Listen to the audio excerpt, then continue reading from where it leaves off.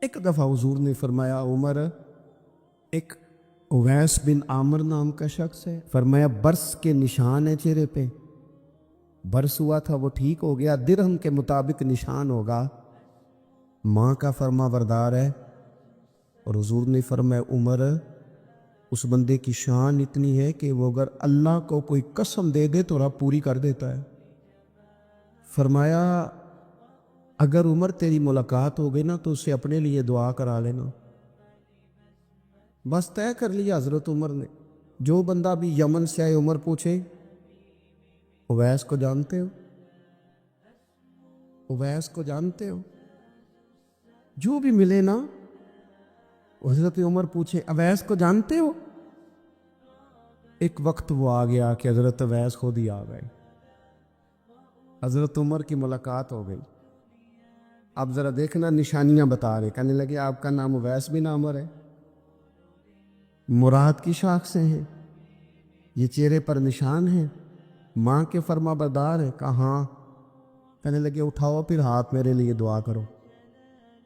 حضرت اویس بن عامر اویس کرنی رضی اللہ تعالیٰ عنہ کہنے لگے عمر میں آپ کے لیے دعا کروں؟ فرمایا کرو نا، اس لیے کہ مدینے والے حبیب نے کہا تھا دعا کرانا، حضور نے کرو نا دعا، ساری زندگی پوچھا اویس تو نہیں نام، پھر وہ مل گئے تو کہا دعا کرو، دعا کرائی۔ پھر حضرت فاروق اعظم رضی اللہ تعالیٰ عنہ حضرت اویس کرنی سے کہنے لگے آپ کہاں جانے کا ارادہ رکھتے ہیں؟ یہ سارا کچھ صحیح حدیث میں موجود ہے۔ تو حضرت اویس کرنی کہنے لگے میں کوفے جانے کا ارادہ رکھتا ہوں۔ کہا میں کوفے کے گورنر کے نام خط لکھ دوں کہ اویس آ رہا ہے؟ تو حضرت اویس کرنی کہنے لگے نا نا نا نا نا، ہمیں پروٹوکول نہیں چاہیے۔ حضرت اویس کہنے لگے ضرورت کوئی نہیں، میں پیچھے رہنا پسند کرتا ہوں۔ تو حضرت عمر نے کوفے بھیج دیا۔ ایک بڑا رئیس آیا حضرت عمر سے ملنے کوفے کا، تو جناب عمر فرمانے لگے اویس کرنی کو جانتے ہو؟ کہ حضور جانتا تو ہوں اویس بن عامر کو، جانتا تو ہوں حضرت اویس بن عامر کو، لیکن وہ تو پیچھے پیچھے رہتے ہیں، گھر بھی ان کا سادہ، حالات بھی زیادہ وسعت والے نہیں۔ حضرت عمر کہنے لگے تمہیں بندے کی شان کا نہیں پتا۔ وہ بندہ حج کرنے آیا ہوا تھا مکے، حضرت عمر سے ملے، کوفے کے رئیس تھے، تو حضرت عمر کہنے لگے واپس جانا تو اس سے دعا کرا لو۔ یہ رئیس واپس گئے، حضرت اویس سے ملاقات ہوئی رضی اللہ تعالیٰ عنہ، تو کہنے لگے میرے لیے دعا کریں۔ وہ کہنے لگے آپ حج کر کے آئے ہیں، آپ دعا کریں؟ کہ نہیں آپ کریں۔ کہنے لگے آپ حج کر کے آئے ہیں، آپ کریں؟ کہنے لگے نہیں آپ کریں۔ تو حضرت اویس سمجھ گئے، کہنے لگے عمر سے مل کے آئے۔ اللہ کے حبیب علیہ السلام نے ایک لشکر روانہ کیا تھا حضرت اسامہ بن زید رضی اللہ تعالیٰ عنہ کی قیادت میں۔ وہ لشکر ابھی تھوڑی دور ہی گیا تھا کہ اللہ کے حبیب علیہ السلام کا وصال ہوا۔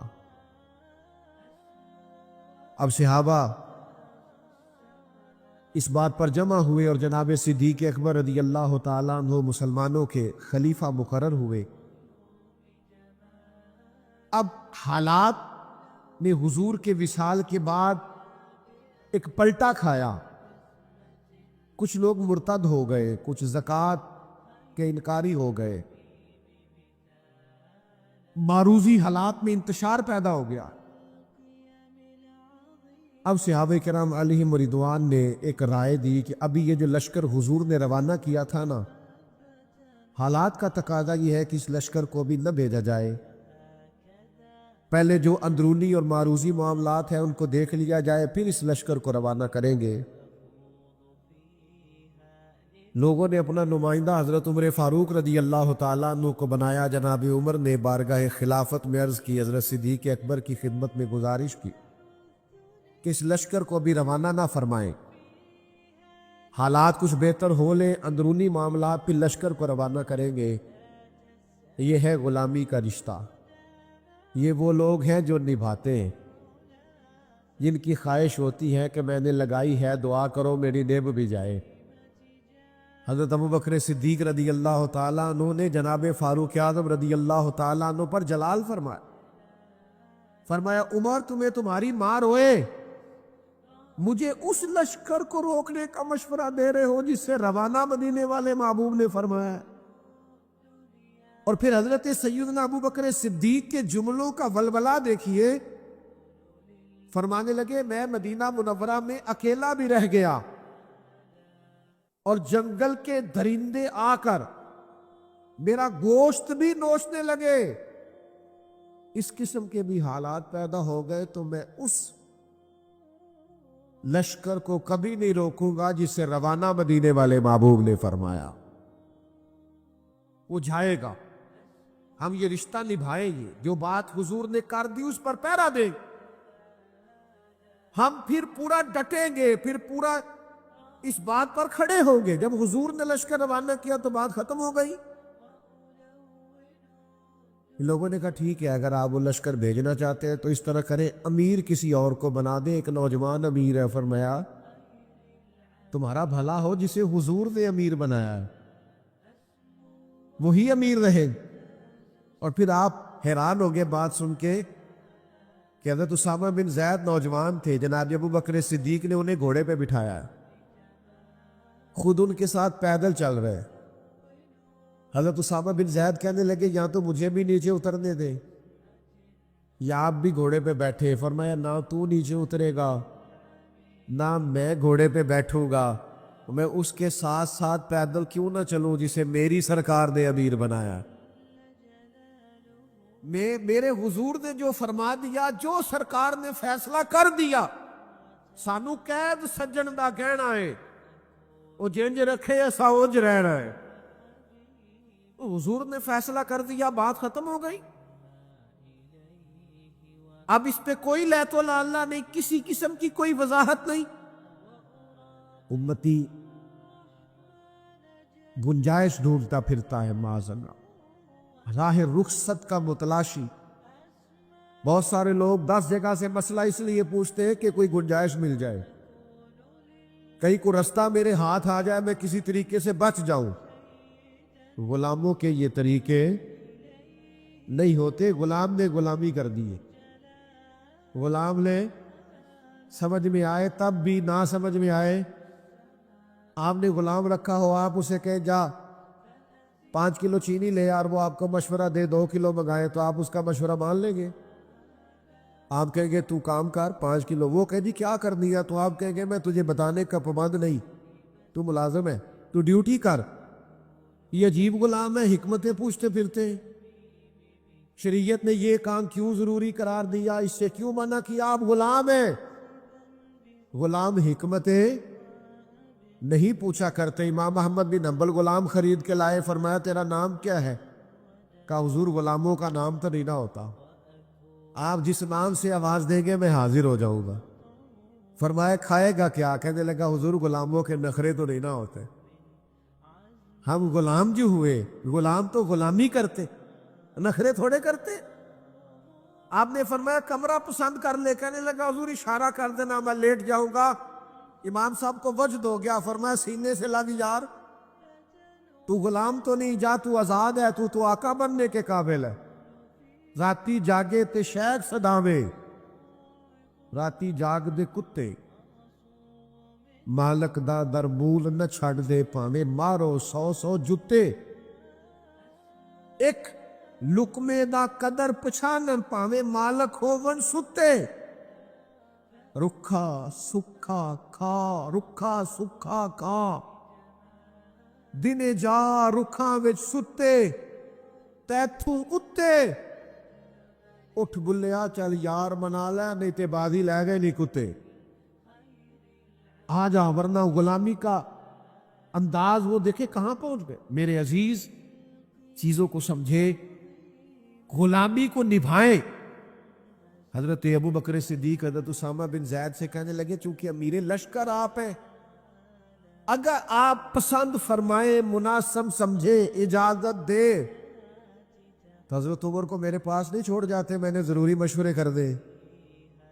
نے کہا امیر آپ جیسے دوستو غلامی کا رشتہ نبھائیے، غلامی کا تعلق نبھائیے. او یارو، جس قوم کو عمر گزر گئی ہے ہمیں یہ کہتے کہ نماز پڑھا کرو، داڑیاں رکھ لو، خواتین کو پردہ کراؤ جو بنیادی باتوں پر ہی عمل نہیں کرتے، میں انہیں آگے کا سبق کیا پڑھاؤں؟ اگر ہمیں سوتوں کو جگانا پڑے تو بات سمجھ میں آتی ہے، لیکن اگر جاگتوں کو جگانا پڑے تو یہ کتنا تکلیف دہ معاملہ ہے۔ آپ اس پہلو پر ضرور غور فرمائیے کہ رشتہ غلامی نبھانا ہے۔ ہم نے کلمہ پڑھ کے اپنے محبوب سے غلامی کا عہد کیا ہے، ہمیں اس رشتہ غلامی کو مضبوط بھی کرنا ہے، نبھانا بھی، آگے بھی لے کے جانا ہے۔ اور اگر ہم اس رشتے کی حساسیت کو نہیں سمجھیں گے، اس پر غور نہیں کریں گے، اپنی ترجیحات یہ نہیں بنائیں گے کہ ہمیں یہ رشتہ نبھانا ہے۔ ایک غلام تھا، اس کے آقا نے اس پر بڑا ظلم کیا، اس کی ناک کاٹ ڈالی، مسند امام احمد بن حنبل میں موجود ہے۔ وہ دروازے رسول پہ آیا اور رو کے عرض کی، حضور میرے ساتھ یہ ہوا ہے۔ حضور نے فرمایا جا تو آج سے آزاد ہے۔ اس نے عرض کی، حضور میں آزاد تو ہو گیا ہوں پر یہ معذوری بھی ہو گئی ہے، میرے خرچ کون اٹھائے گا، میری ضروریات کا کون خیال رکھے؟ تو نبی پاک علیہ السلام نے فرمایا اللہ اور اس کا رسول تیرے وارث بنے گے۔ پھر نہ حضور نے صحابہ کو تاکید کر دی، فرمایا اس کا خیال رکھنا، یہ پریشان نہ ہو۔ وہ حضرت صدیق اکبر کے دور میں آیا، آگے کہنے لگا آپ کو پتہ ہے نبی پاک نے میرے بارے میں کیا نصیحت فرمائی؟ جناب صدیق فرمانے لگے تو غم نہ کر، وعدہ حضور نے کیا ہے ہم نبھائیں گے، تیرے تمام اخراجات، تیرے سارے معاملات، تیری تمام ضروریات کا خیال رکھا جائے۔ ہم غلام ہیں، ہم غلامی کریں گے، ہم اس رشتے کے تسلسل کو برقرار رکھیں، تجھے کوئی تکلیف نہیں آئے گی، ہم غلام ہیں نا، اس رشتے کو نبھائیں گے۔ حضرت صدیق اکبر کا وصال ہوا تو وہ سیدنا عمر کی خدمت میں آیا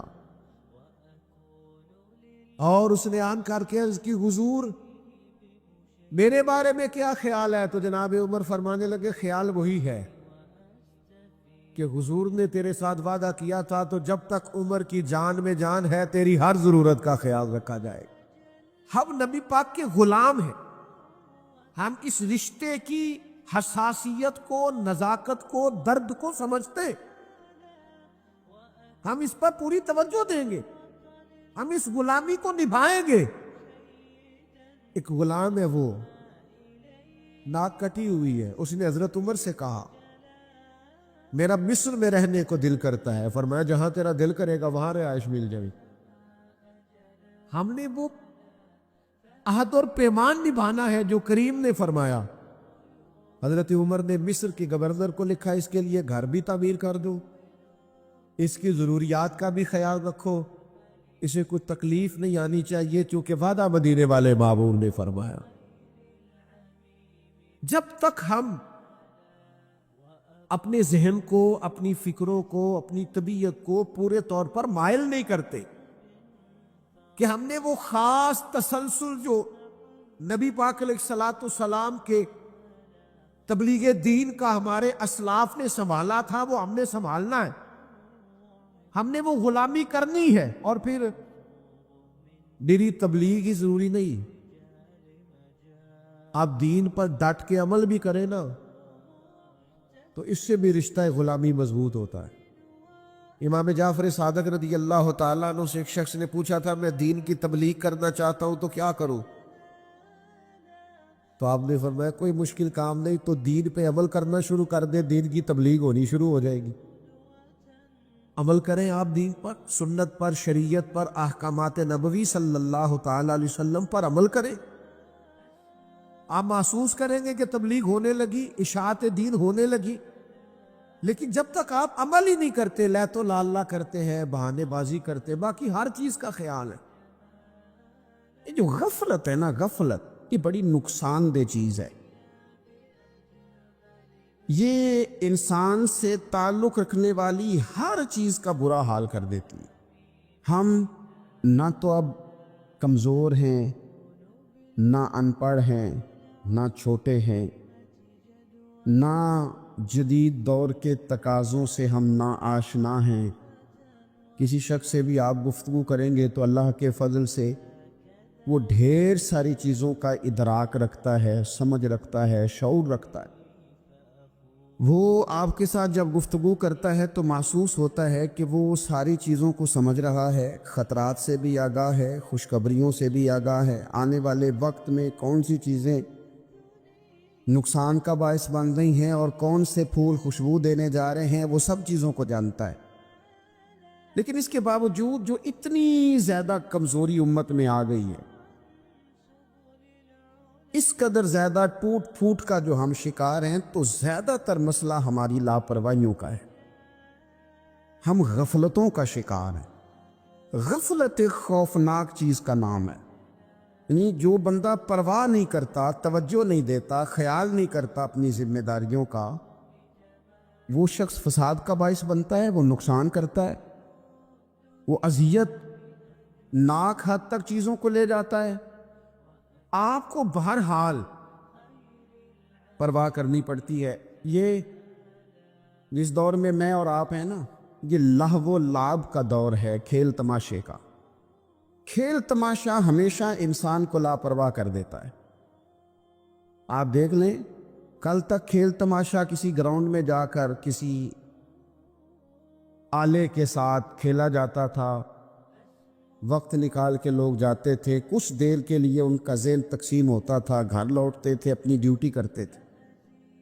اب کھیل تماشے ہماری جیبوں میں آ گئے۔ چھوٹا آدمی، بڑا آدمی، اس سے بڑا آدمی، وہ سب اس کھیل تماشے میں مبتلا ہیں، اور وہ مذاق کی کیفیت اتنی دور چلی گئی ہے، میں بڑی معذرت کے ساتھ یہ بات عرض کرنے لگا ہوں کہ بعض اوقات بڑے بھی اس چیز کا شکار ہو کر اس طرح کی بات کرتے ہیں کہ چھوٹے ادھر ادھر دیکھ رہے ہوتے ہیں کہ کیا اس کو یہ بات کرنی چاہیے تھی، لیکن چونکہ ساری رات ساری صبح لگ ہی اس کھیل تماشے میں گئی ہے، لہو و لعب میں گئی ہے، مزاج بن گیا ہے، قوم سنجیدہ نہیں رہی۔ آپ کسی شخص سے بھی بات کر رہے ہوتے ہیں تو وہ چاہتا ہے کہ کچھ دیر میں گپ شپ کروں، کھیل تماشا کروں، شغل مغل کروں، میں گزر جاؤں۔ سنجیدگی فکر، مزاج کا ٹھہراؤ۔ اور درویشوں نے تو شکوہ کیا ہے کہ عمر بیت گئی، لوگوں کی عمر بیت گئی، ہڈیاں کمبن، گوڈے کھڑکن، اڑ گیا لک تیرا، اجے بھی گناہ تو باز نام میں، واہ واہ مرد دلیرا۔ میاں صاحب کہنے لگے یہاں تک تو پہنچ گیا ہے کہ ہڈیاں کمبن اور تیرے گوڈے کھڑکن تے اڑ گیا لک تیرا، اجے بھی گناہ تو باز نام میں، او واہ واہ مرد دلیرا۔ وہ تو اتنا دلیر ہو گیا کہ جب تجھے چاہیے تھا کہ اب ہی تیرے ہاتھ میں استغفار کی تسبیح آتی، اب ہی تجھے سجدے کا ذوق ہوتا۔ ہم اتنے زیادہ غفلت کا شکار ہیں، آپ یقین کریں۔ دیکھو، معافی ہوتی ہے عذر کی، معافی ہوتی ہے معذوری کی، غفلتوں کی معافی۔ جب ہم اسکول میں پڑھتے تھے، مدرسے میں پڑھتے تھے، تو جس بچے کا پتہ چل جاتا تھا نا یہ بیمار تھا، اسے مار نہیں پڑتی تھی۔ جس کا پتہ چل جاتا تھا نا کہ اس کے گھر میں کوئی پریشانی آ گئی تھی، اسے مار نہیں پڑتی تھی۔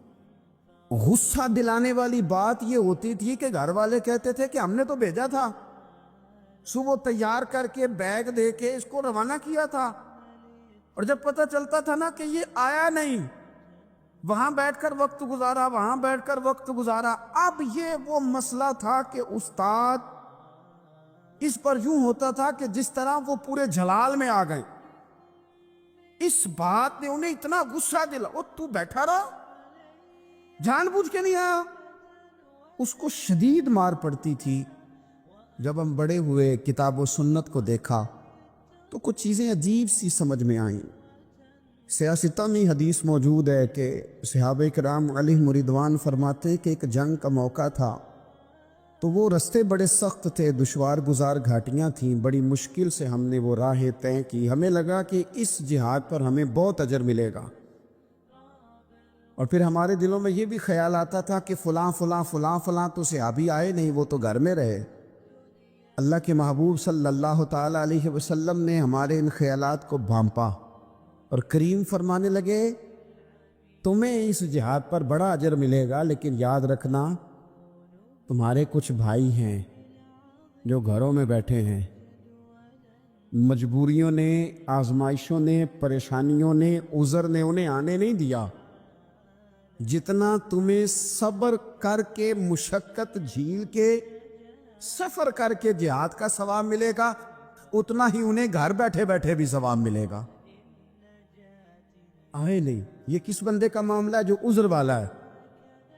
اور اگر کسی کے اجتہاد میں غفلت ہو گئی، حضرت کعب بن مالک رضی اللہ تعالی، یہ بھی صحیح بخاری میں، کل چلا جاؤں گا، حضور تو جہاد پہ چلے گئے لیکن اجتہاد میں غفلت ہو گئی، کل چلا جاؤں گا، پرسوں جاؤں گا، ترسوں، فرماتے میں جا ہی نہیں سکا، حضور واپس آ گئے۔ جن منافقوں نے جھوٹ بولے جا کے کہ یہ مسئلہ ہو گیا تھا، یہ مسئلہ ہو گیا تھا، ان کو تو مل گئی معافی، لیکن میں چونکہ مخلصین میں سے تھا خدا کے فضل سے، اور ہو گئی تھی غفلت، 50 دن نبی کریم مجھ سے ناراض رہے۔ 50 دن اللہ کے لیے کہ تو رب کے راستے میں جہاد کرنے نہیں آیا، 50 دن حضور ناراض رہے۔ فرماتے تھے مدینے کی گلیاں میری تھیں، سب میرے اپنے تھے، پر کریم جو ناراض تھے تو کوئی پھر سلام بھی نہیں لیتا تھا۔ مجھے یوں لگتا تھا کہ مجھے دیکھ کر ہوائیں اور فضائیں بھی رستے بدل جاتی ہیں۔ 50 دن میں مسجد میں آتا تھا، جب میں چہرہ ادھر کرتا تو حضور مجھے دیکھتے، اور جب میں حضور کو دیکھتا تو کریم چہرہ بدل لیتے، میں ویکھاں تے یار نہ ویکھے، تے جدوں نہ ویکھاں ادوں ویکھے، ایڈے نصیب کتھوں تتڑی دے، میرے وچ ویکھن دے ویکھے، غلام فریدہ بوئے یار دے مرنا پاویں ویکھے یا نہ ویکھے۔ ختم ہو گئی بات۔ حضرت کعب بن مالک کہتے ہیں 50 دن کے بعد پھر رب کریم نے میری توبہ قبول کی، اور مدینے والے رسول نے اعلان فرمایا جو عذر کی وجہ سے نہیں جا سکے، مجبوری سے، انہیں گھر بیٹھے بیٹھے ثواب ہے، لیکن جن کے اجتہاد میں غفلت ہوئی، سمجھنے میں غفلت ہوئی، کل پرسوں ترسوں چلے جائیں گے، ان سے 50 دنوں کی ناراضگی ہے۔ کتنے لوگ ہیں جن کی فجر گزر جاتی ہے بستر پہ، زور گزر جاتی ہے پھٹے پہ گپوں میں، عصر گزر جاتی ہے چائے پینے میں، مغرب اور عشاء موبائل پہ لیٹے لیٹے بیت جاتی ہے، اور ان سے آپ گفتگو کریں تو وہ دانشور ہیں، آپ بات کریں تو پنچایت ختم کرنے والے لوگ ہیں، آپ ان سے بات کریں تو وہ عالمی سیاست پر نظر رکھتے ہیں، آپ گفتگو کریں تو شعور کی اعلیٰ گتھیاں سلجھاتے نظر آتے ہیں۔ خدا مجھے ایسی خدائی نہ دے کہ اپنے سوا کچھ دکھائی نہ دے۔ یہ غفلتیں ہیں، یہ شورش ہے، یہ اپنے منہ سے خود میاں مٹھو بننا ہے۔ اس غفلت کو تھوڑا سا توڑا جائے، ورنہ زنگ لگ جاتا ہے صلاحیتوں کو۔ جو لوگ تھوڑے دن موٹر سائیکل نہیں نہ چلاتے، ان کے لیے مشکل ہو جاتا ہے پھر اس کو سٹارٹ کرنا بھی۔ ہمارے استاد کہا کرتے تھے جو لوگ پڑھاتے نہیں انہیں کتابیں بھولنے لگ جاتی ہیں، جو لوگ کوئی کام کرتے نہیں پھر وہ آہستہ آہستہ وہ زنگ آلود ہو جاتا ہے، وہ کہتے ہیں اب نہیں ہو سکتا تم سے، اب مشکل ہے۔ سجنوں، دوستوں، بزرگوں، بھائیوں، جو لوگ شروع میں عبادتوں کے عادی نہیں ہوتے، وقت ضائع کرتے ہیں، بڑھاپے میں دل کرتا ہے توبہ ہو جائے، لیکن اپنے ماتھے کو سجدے کی عادت ہی نہیں ڈالی، یہ جسم جھکنا اس کا عادی نہیں ہوا کہ رب کی بارگاہ میں جھکے، اس کا مزاج ہی نہیں تہجد پڑھنے کا، سارا کچھ ہو جاتا ہے۔ میں نے سیاست کرنے والے، پنچایت ختم کرنے والے، چودراہٹ کرنے والے، وزاداری رکھنے والے راتوں کو تہجد پڑھتے بھی دیکھے ہیں، میں نے قرآن پاک سے پیار کرتے دیکھے ہیں، میں گواہ ہوں بہت سارے لوگوں کا، یہ کام ہو جاتا ہے۔ شرط یہ ہے کہ بندہ اپنی غفلت کی پٹی تھوڑی دیر کے لیے کھولے۔ دوسری بات یہ کہ ہم خوش فہمیوں میں بڑا زندہ ہیں، بڑا زندہ ہیں، بڑا اوہو، یعنی 2 4 5. کچھ لوگ کہتے ہیں اللہ کریم بڑا ہے. اللہ اگر کریم بڑا ہے نا میرے بھائی، تو نبی پاک صلی اللہ علیہ وسلم نے فرمایا وہ بڑا بیوقوف ہے جو خدا کی رحمت کی امید بھی رکھے اور اللہ کو ناراض بھی کرے. تو بیوقوف بندہ ہے. اگر وہ کریم ہے تو پھر تو محبت میں ہی اس کی بات مان. بات تو پھر بھی نہیں مان رہا. کچھ لوگ کہتے ہیں نبی پاک صلی اللہ تعالیٰ علیہ وآلہ وسلم شفاعت کریں گے. بھئی ہمارا تو سہارا ہی اس بات پہ ہے، حضور سفارش کریں گے. پر نبی پاک نے درجنوں جگہوں کہا ہے جو میرے طریقے پہ نہ چلے فلیس منا، مجھ سے نہیں. حضور نے فرمایا جو بڑے کی توقیر نہ کرے، چھوٹے پہ رحم نہ کرے، وہ مجھ سے نہیں. فرمایا جو ملاوٹ کرے وہ ہم میں سے. تو یہ حدیثیں بھی تو یاد رکھو نا. شفاعت کی بات انکار نہیں، حضور گناہ گاروں کی ہی کریں گے. لیکن یہ حضور نے جو ہمیں اسباق پڑھائے یہ کس لیے پڑھائے؟ یہ بھی تو ہماری سمجھ کے لیے ہے نا. یہ ساری چیزیں ہم نے غفلت بنا کے اپنے اوپر اوڑھ لی. اور پھر سب سے بڑی بات یہ،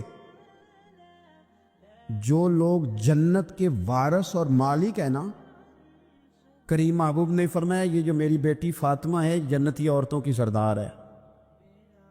تو یہ تو جنت کی مالکہ اور وارثہ ہیں. وہ تو ساری رات ہی نماز پڑھتی تھی، تو سارا دن عبادت کرتی تھی. پاک سب سے زیادہ تو ان کو تھا. تو یہ تو 1 منٹ کے لیے مصلے سے جدا نہیں ہوئے. اور جنہوں نے صرف امید لگائی ہے، کوئی ان کے پاس ڈگری نہیں، وہ بن کے بیٹھ گئے ہیں. وہ کہتے ہیں جناب جنت، مطلب ہم جسے کہیں کہ معاذ اللہ ہو جائے گا دوسرے کو جانے دیتے ہیں.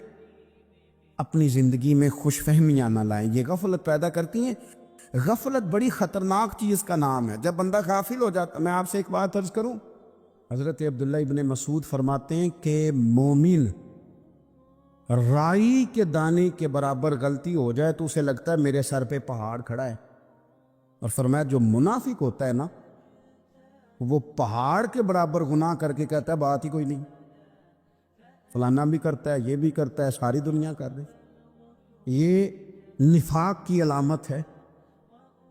اگرچہ بعض نے اسے نفاق عملی کہا، اعتقادی نہیں کہا. عزیز دوست، جب آپ چھوٹی گناہ چھوٹی غلطی کرتے ہیں تو پھر وہ چھوٹی چھوٹی غلطیاں پہاڑ بنتی ہیں، چھوٹی چھوٹی.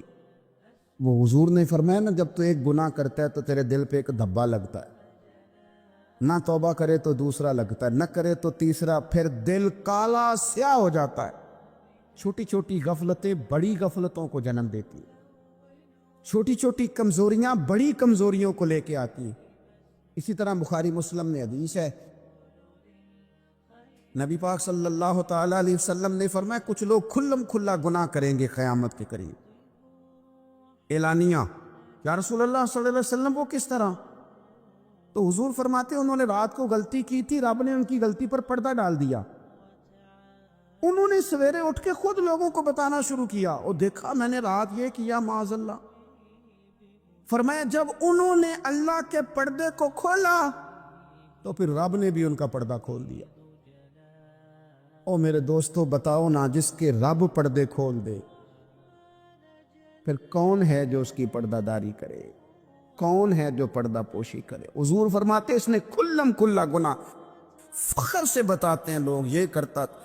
میں بڑے ادب سے عرض کروں گا بزرگوں کی خدمت میں جو بڑی عمر کے ہیں، جن کی اب اولادیں ہیں، اگر ان کی زندگی میں کچھ ایسی کمزوریاں ہیں تو بچوں کو سمجھانے کے لیے بھی اس کو ڈسکس نہ کریں.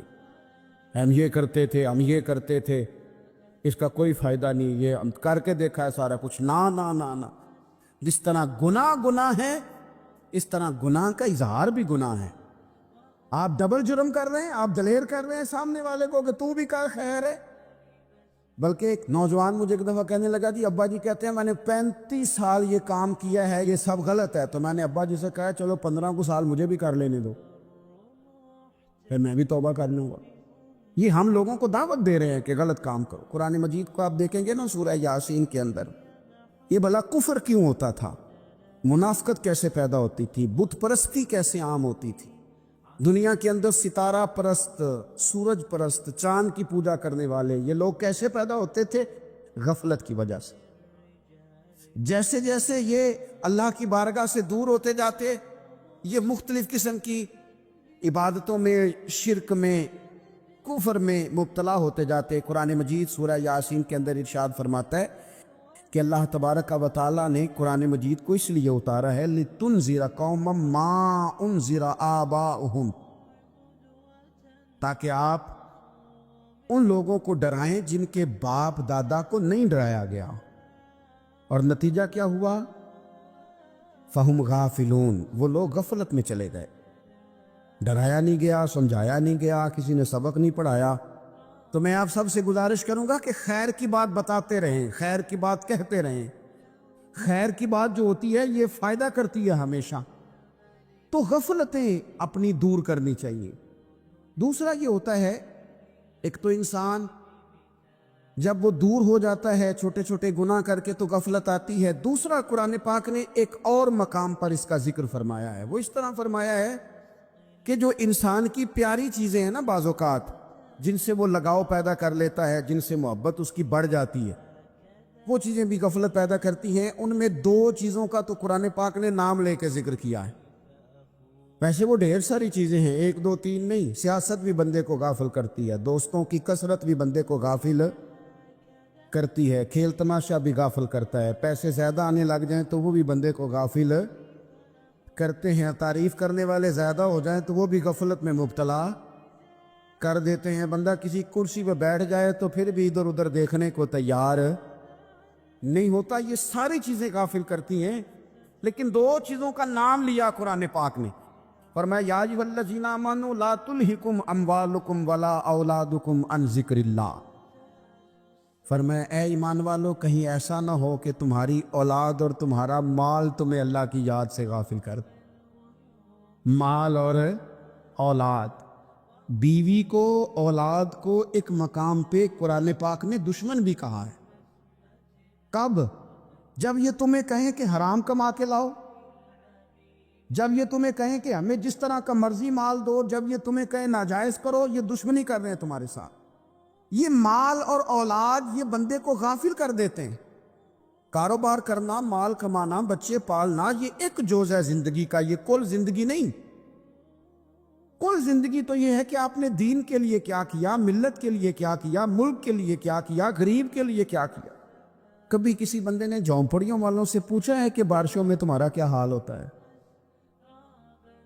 وہ کچی آبادیاں جہاں سے گزر کے ہم اپنے بچوں کو دکھاتے ہیں کہ یہ دیکھو یہ پرانے مکان سارے اسی طرح کے ہوتے تھے، کبھی ان لوگوں سے آپ نے پوچھا ہے جو ساری رات چھتوں کے نیچے بالٹیاں رکھ کے وقت گزارتے ہیں کہ چھت ٹپکتی ہے؟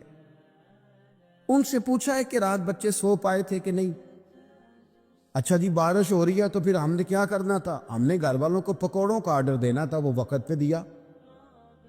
ہم نے کہا تھا کوکنگ آج اپنی۔ یہ کب ہوتا ہے؟ جب قومیں غافل ہو جاتی ہیں مال میں، مزوں میں، اپنی ذاتی زندگی کے پیچ و تاب میں، پھر وہ اتر کر دائیں بائیں دیکھنا پسند نہیں کرتی۔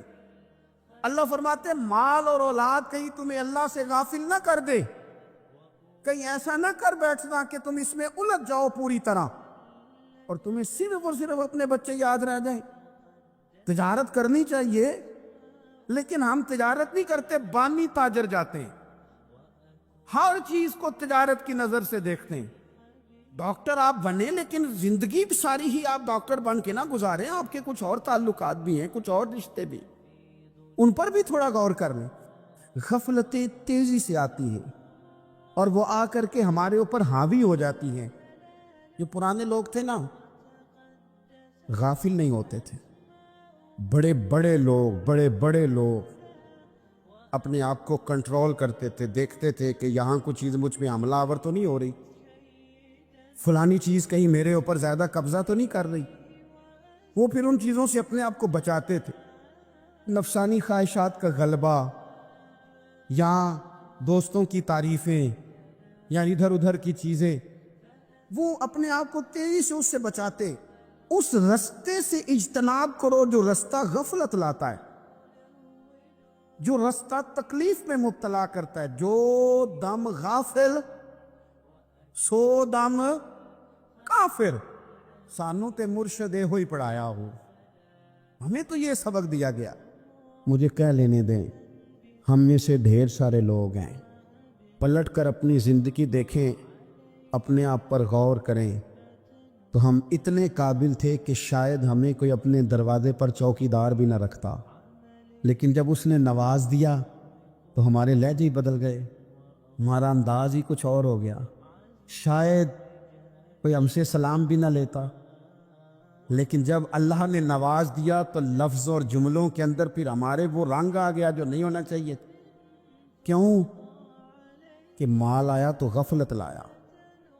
حضرت عمر فاروق کے زمانے میں جب مال آتا تھا تو وہ رویا کرتے تھے، فرماتے تھے یہاں جی آتا ہے وہاں غفلت بھی آتی ہے۔ اپنی زندگی سے غفلت کا پردہ اٹھائیں۔ تو عبداللہ ابن مسعود رضی اللہ تعالیٰ عنہ فرماتے ہیں بعض ریاکار مر کے بھی ریاکاری نہیں چھوڑتے۔ حضور مر کے ریاکاری نہیں چھوڑتے، مرنے کے بعد کیسی ہوگی؟ فرماتے ہیں ان کی خواہش ہوتی ہے جنازے بڑے ہونے چاہیے، لوگوں کو پتہ لگ جائے فلانا گیا، مرنے کے بعد بھی تو دکھاوا کر رہا۔ حضرت ابو ذر غفاری رضی اللہ تعالیٰ عنہ کا جنازہ چند لوگوں نے پڑھا ہے، 4-5 لوگوں، اور حضور کے محبوب ترین صحابی ہے۔ بڑا جنازہ بھی بڑی بات ہے، اللہ تعالیٰ توفیق دے تو اچھے لوگوں کے بڑے جنازے، لیکن کسی کا جنازہ چھوٹا بھی ہو جائے تو مطلب یہ نہیں کہ بندہ ٹھیک نہیں تھا۔ بات کی سمجھ آ رہی ہے؟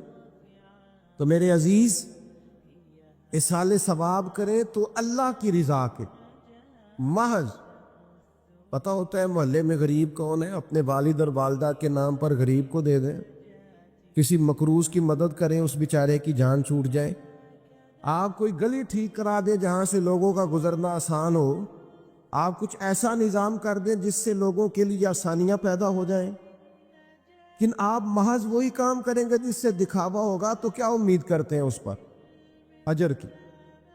تو اصال ثواب دیکھیں قوم کو ضرورت کیا ہے، وہ والا اصال ثواب کریں۔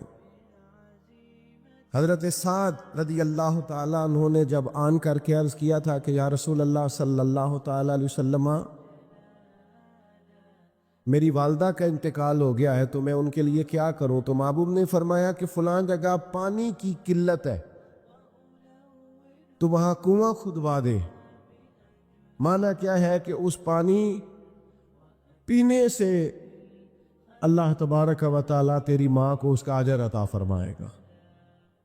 صدقہ تو جس چیز کی ضرورت ہے آپ وہ چیز کر کے دیں، اور ختم چپ کر کے بھی ہو جاتا ہے، گھر کے اندر بھی ہو جاتا ہے، اکیلے بھی ہو جاتا ہے، اس کے لیے لاکھوں کروڑوں لگانے کی کوئی ضرورت بھی نہیں۔ چوتھی بات، تیسری بات، کوشش فرمائیں کہ جو نیکیاں جانے والا کرتا تھا وہ نیکیاں جاری رہیں، اس کے بچے، اس کی اولاد، اس کے سارے رشتہ دار ان نیکیوں، اگر وہ کوئی بھلائی کرتا تھا تو وہ بھلائی ہوتی رہے، وہ جاری رہے، وہ سلسلہ آگے بڑھایا جائے۔ ہم یہ کرتے ہیں کہ ہم خیر کے کاموں کو جاری نہیں رکھتے، بلکہ والد کے جانے کے بعد تو بچے بڑے سیانے ہوتے ہیں، وہ کہتے ہیں ابا جی کو تو بس وہ فلانا غریب بھی لوٹ کے لے جاتا تھا، فلانا بھی اپنی مجبوری سنا کے، تو ہم تو سیانے ہیں۔ او خدا کے بندے، حضور علیہ السلام نے فرمایا تمہیں جو روزی دی جاتی ہے وہ تمہارے کمزوروں کی وجہ سے دی جاتی ہے، وہ جو ضعیف کمزور لوگ تمہارے دسترخوان سے کھا جاتے ہیں ان کے سبب سے اللہ تعالیٰ تمہیں عطا کرتا ہے۔ تو اس لیے یہ تو کوئی طریقہ نہیں ہے کہ آپ کے بزرگ خیر کا کام کرتے تھے آپ نے چھوڑ دیا، تو آپ ایک کام یہ کریں کہ ان کی نیکیاں جاری رکھیں، اور چوتھی بات یہ کہ ان کے لیے دعا کریں۔ دعا ہمیں حضرت ابراہیم نے سکھائی ہے، سورہ ابراہیم میں موجود ہے، ربنا اغفر لی ولوالدی، یا اللہ مجھے بھی بخش دے اور میرے ماں باپ کو بھی، وللمؤمنین یوم یقوم الحساب، اور جس دن تو حساب لے اس دن سارے مومنوں کی بخشش فرما دے۔ ایک شخص نے نا حضور علیہ السلام کے سامنے دعا مانگی، اللہ مجھ پہ رحم فرما اور اپنے نبی پہ رحم فرما۔ حضور فرمانے لگے تو نے اللہ کی رحمت کو محدود کیوں کر دیا ہے؟ تو وہ کہہ سارے مومنوں پہ رحم فرما، سب پہ رحم فرما۔ بھائی سب کے لیے دعا مانگیں، یہ 2-4 بچوں کا موبائل کا مسئلہ رہ گیا، باقیوں کا بیٹا بیٹھ جاؤ پیارے بیٹے، بیٹھ جاؤ پتر، بیٹھ جاؤ، آپ بھی بیٹھ جاؤ بیٹے، آپ بیٹھ کے بنائیں، اس میں کیا رہ جائے، کھڑے ہوتے ہیں بیٹا تو پچھلوں کو دقت ہوتی ہے۔ سنو، زیادہ غور سے سنو، میں تھوڑی تقریر کرنے والا مولوی ہوں، لیکن یہ اللہ کا فضل ہے کہ میں اگر 20 منٹ بات کروں گا تو اس 20 منٹ کے اندر آپ کو کوئی 20 سبق ضرور حاصل ہو گئے انشاءاللہ تعالی۔ ہاں، وہ کوشش ہوگی کہ وہ جتنی بات ہے وہ تربیتی ہے۔ وہ بعض دوستوں کا خیال ہوتا ہے لمبی تقریر کرے، میں کیا ہوتے وہ بندہ کر سکتا ہے جنہیں ایک شعر ہی 20 منٹ پڑھنا ہوئے، اجے مزہ نہیں آیا، اجے دوبارہ پڑھو، اجے رل کے پڑھو، تو وہ تو پھر 1.5 گھنٹہ بھی کام چل سکتا ہے۔ تو جس نے ٹو دی پوائنٹ بات کرنی ہو اس کے لیے تو 10 منٹ بھی بڑے ہوتے ہیں، اور ویسے بھی تقریریں پیٹ بھرنے کے لیے نہیں ہوتی، عمل کرنے کے لیے ہوتی۔ اب تو میں ویسے بھی ذرا مصروف زیادہ ہو گیا ہوں، بہت ساری جگہوں پہ جا نہیں پاتا، تو ایک جگہ میں گیا تو ایک بزرگ مجھے کہنے لگے پچھلی دفعہ تسی 40 منٹ تقریر کی تھی، عید کی زیادہ کر دی۔ میں کہا 40 منٹ والی تھی، عمل ہو گیا جی۔ تو اگر تقریریں کانوں کی لذت کے لیے سننی ہے تو سنتے رہیں، پھر تو کئی راتیں لوگ جلسے سنتے۔ مقصود کیا ہے، نتیجہ کیا ہے، جو عرض کر رہا ہوں اس پر غور کریں، سب کے لیے دعا کریں۔ ایک بات خاص کرنے لگا ہوں، حضرت ابراہیم نے تو بخشش بھی سب لوگوں کی مانگی، حضور علیہ السلام بھی دعا کرتے تو امت کے لیے دعا کرتے، کبھی اپنے بھائی کے لیے بھی تو دعا کرو نا یار، اللہ تعالیٰ اسے بھی ذرا زیادہ روزی دے، بھتیجوں کے لیے بھی دعا کرو، بھانجوں کے لیے بھی کرو۔ توجہ ہے آپ کی میری بات؟ ادھر دیکھیں جی، غور کریں بات۔ ویسے دعا کرنی چاہیے کہ نہیں محلے داروں کے لیے کہ یا اللہ ادھر اللہ پڑوسی بھی امیر کر دے، ایس پاسے اللہ بھی ہنس دے ہو، ہاں نہ نہیں کر دے، یہ دعا مانگنی چاہیے کہ یا اللہ میرے پڑوسیوں کو، نہیں آپ بول ہی نہیں رہے، تسا کتوں منگنی دعا؟ منگنی چاہیے نا، مانگتے ہیں ہم۔ ایسی ہوا چلی ہے کہ ہر شخص سوچتا ہے تمام شہر جلے بس ایک میرا گھر نہ جلے۔ او خدا کے بندے، کبھی محدود نہ کر خدا کی رحمت، سب کے لیے مانگ اس سے، وہ بڑا کریم ہے۔ تو کہہ یا اللہ سب کو دے اور سب کے صدقے ہمیں بھی دے۔ لیکن ہم نہ دعاؤں میں بھی اپنا ظرف اور حوصلہ بڑا نہیں کرتے، گنجائش پیدا نہیں کرتے۔ دیکھو داتا گنج بخش علی اجویری رحمت اللہ علیہ نے لکھا ہے کہ ایک بندہ نا حج کرنے گیا تو ہر جگہ دعا مانگتا تھا، یا اللہ میرے دوستوں کو نیک کر دے، یا اللہ میرے دوستوں کو نیک کر دے۔ عرفات میں بھی، منا میں بھی، مزدلفہ میں بھی، بیت اللہ شریف کے پاس بھی، ہر جگہ یا اللہ میرے دوستوں کو اچھا کر دے۔ ایک بندے نے اسے کہا یار یہ عجیب دعا کرتا ہے تو، میرے دوستوں کو نیک کر دے، اپنے لیے بھی تو مانگنا۔ تو کہنے لگا اللہ کے بندے میں ہر وقت دوستوں کے بیچ رہتا ہوں، اگر وہ نیک ہو گئے تو میں بھی انشاءاللہ ہو جاؤں گا۔ ان کی صحبت میرے اوپر بھی اچھا اثر ڈالے گی، چونکہ رہتا جو ان کے بیچ ہوں۔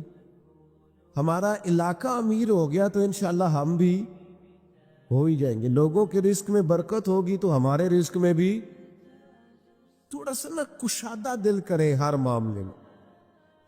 اور سنیں حدیث پاک، نبی کریم علیہ السلام نے فرمایا جو دعا اپنے بھائی کی غیر موجودگی میں اس کے لیے مانگی جاتی ہے نا، اللہ وہ دعا جلدی قبول فرماتا ہے۔ اور حضور فرماتے ہیں جب تم اپنے بھائی کی غیر موجودگی میں اس کے لیے دعا مانگتے ہو، اللہ تمہارے سرانے فرشتہ کھڑا کرتا ہے، اور فرشتہ کہتا ہے مالک جو یہ اس کے لیے مانگ رہا ہے پہلے اسے عطا فرما۔ تو کیسی سعادت کی بات، لیکن سینہ کشادہ کرنا پڑے گا، دل بڑا کرنا پڑے گا، حوصلہ بڑا کرنا پڑے گا۔ جب تک دل، طبیعت، حوصلہ یہ بڑا نہیں ہوتا اتنی دیر تک لطف۔ حضور کی ساری امت کے لیے دعا مانگیں کہ اللہ جتنے خوش عقیدہ ہیں محبوب کے غلام، سب کو جنت عطا فرما، سب کے لیے کھول دے دروازے جنت کے۔ دعا اللہ کی، اچھا پھر دعا مانگنی بھی ذرا ذوق سے چاہیے۔ کسی بندے نال ذاتی کام ہوئے، ذاتی کوئی لوڑ پہ جائے، وہ کیویں کرائی دا بھلا؟ جی تمہیں پتہ ہے سارے گل دا۔ السلام علیکم جناب، کہندا وعلیکم السلام، کتھے ہو جی؟ میں تے دور آ کدھرے، تسی حکم کرو۔ کہندا نہیں ٹیلی فون والی گل ہی نہیں، مینوں مل کدھرے؟ اور رات کو کسی وقت کہتا میں 2 بجے آؤں گا، میں جاننا یار مجبوری بڑی ہے، تو پاویں 3 بجے آ، مینوں مل کے سویں۔ پھر اس کو جا کے مجبوری بتاتے ہیں، کلیاں قسمیں اٹھاتے ہیں، اور یہ بھی اس کو کہتے ہیں بار بار کہ میں سارے دوستاں سنگیاں ساتھیاں ساکاں نو آکھ بیٹھا، تیرے تو بغیر گل کو نہیں سنی کسی بھی۔ پورا قائل کرتے ہیں اس کو، پورا مجبور کر دیتے ہیں مدد کرے۔ کرتے ہیں کہ نہیں ایسا؟ لوگ کرتے ہیں نا۔ وہ تمہیں پتہ ہے بندہ کیسے مانتا ہے، منا لیتے ہو تو سیکھ جاؤ نا رب کیسے مانتا ہے۔ کبھی بیٹھو نا اکیلے مصلی بچھا کے اور کہو نا اس سے کہ مالک تیرے سوا کدھر جائے؟ کس سے کہیں؟ کس کی بارگاہ میں عرض کریں؟ کون ہے جس کے حضور جائیں؟ وہ ایک بزرگ تھے تو ان کی بڑے درد سے دعا مانگتے تھے، تو کسی نے کہا کہ آپ نے دعا مانگنے کا طریقہ کس سے سیکھا؟ کہنے لگے اپنی بیوی سے۔ میں بیوی سے کیسے سیکھا؟ تو وہ کہنے لگے میری بیوی کو کوئی کام تھا گھر کا، کوئی خرچہ اس نے مجھے بتایا، تو میں نے اسے کہا ابھی میرے پاس پیسے کوئی نہیں، آتے ہیں کہیں سے تو دیتا ہوں، کرا دیں گے۔ عورتوں کی عادت ہوتی ہے 2-4 دن کے بعد پھر یاد کرایا کہ وہ کام گھر کا ہونے والا ہے، پیدا کیا ہے، بتا تیری بارگاہ میں عرض نہ کروں تو پھر میں کس سے کروں؟ بندے تو بات سنتے ہیں تو پھر وہ پردے کھول دیتے ہیں، دیتے کچھ نہیں اور لوگوں کو سناتے ہیں فلانا آیا جی پیسے پہ منگدا ہے۔ ایک سنگی سی ایک دفعہ تے انہیں پائیوں دا تگڑا چنگا، دور کسی سنگی کو لونے کو مدد لئی تھوڑی۔ میں نے کہا یار تیرا بھائی ٹھیک ٹھاک ہے؟ وہ کہندا ہے دیندا تے ہے پر بدنامی بڑی کردا ہے، سب نو دس چھڑتا ہے۔ عزت رب کی بارگاہ میں بندہ عرض کرتا ہے تو بندے کا پردہ بھی رہ جاتا ہے اور وہ عطا بھی کر دیتا ہے۔ میرے دوستو دعائیں شوق سے مانگو، دعائیں درد سے مانگو۔ وہ اکبر الہٰبادی نے کہا تھا مصیبت میں بھی اب یاد خدا ہم کو نہیں آتی۔ دعا منہ سے نہ نکلی، جیبوں سے عرضیاں ہی نکلی۔ دفتروں میں درخواستیں جمع کرانے کے لیے بڑا وقت ہے، اس کی بارگاہ میں کیوں نہیں بیٹھتے؟ اس کے حضور حاضر کیوں نہیں ہوتے جو پردہ پوشی کرے، اپنے بندوں کو نوازے؟ اور 10 منٹ نکال کے اس کی بارگاہ میں آ تو صحیح۔ حضور فرماتے ہیں رب کہتا ہے میرا بندہ جب میری بارگاہ میں ہاتھ اٹھاتا ہے مجھے حیا آتی ہے، میں خالی واپس کیسے کر جاتے ہی نہیں، عرض ہی نہیں کرتے۔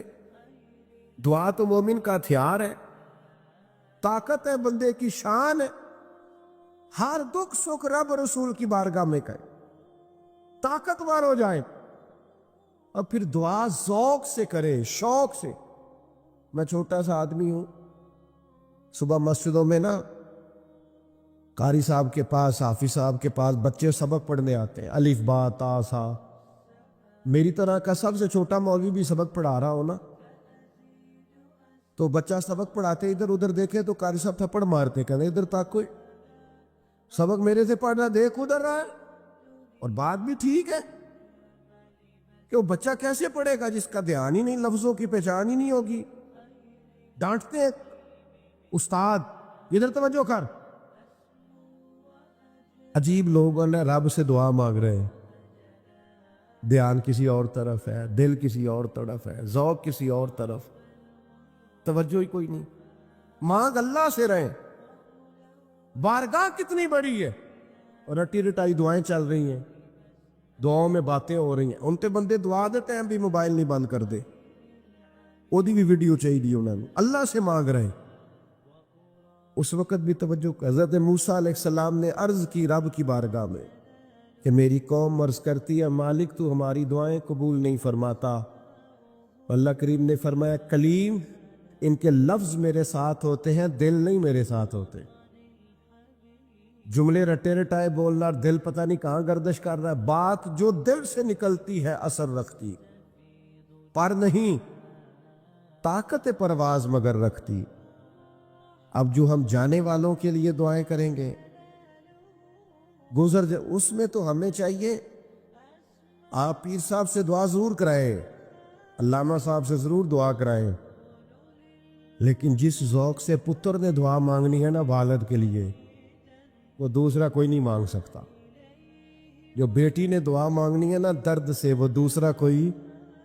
آپ خود دعا مانگیں، خود ختم شریف پڑھیں، خود تلاوت کریں۔